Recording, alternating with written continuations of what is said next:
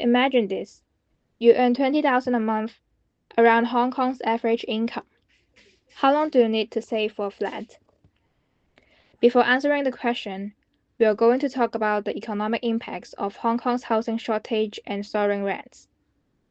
To start with, Hong Kong has mainly four types of housing units, including public housing, home ownership scheme transitional housing, and private housing. And public housing would be our focus today. Until now, the actual production in 2025 is 23,086 housing units, while the composite waiting time for general applicants is 5.4 years. So this leads to a fundamental question. Is this that easy to increase the rent to shorten the waiting time? Here's the key. We first need to understand how public housing supply works. In short run, the supply of public housing is perfectly inelastic. This means the quantity supplied remains unchanged regardless of price changes. The government cannot instantly increase the number of public housing units. Factors like limited available land and multi-year construction timelines make supply fixed in the short term. While for the elasticity of demand, it refers to the responsiveness of quantity demanded of a good to the change in price of the good. Demand for public housing tends to be an inelastic demand.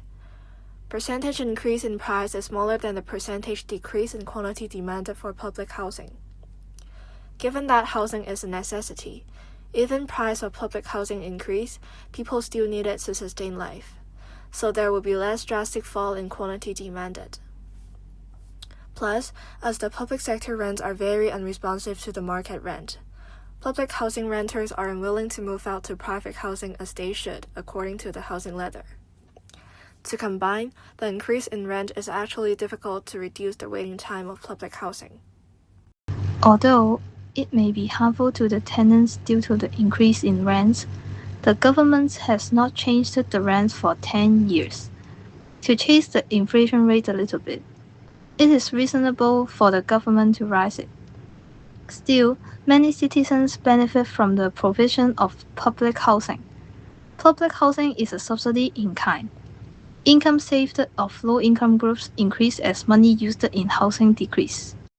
Public housing is more affordable for low-income families because of the lower rents. There is a low rent because there is subsidy in it. But why is subsidy in kind rather than cash subsidy provided? Because subsidy in kind guarantees that essential housing is accessible for all income groups in society, while cash subsidy cannot guarantee. To conclude, we talk about government intervention and the elasticity of public housing. So now, back to our question in the beginning. How long does it take to save for a flat if you earn 20,000 a month?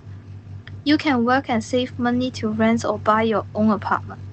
However, for the three of us, the best solution would be living with your parents until we have enough money to move out. Thank you.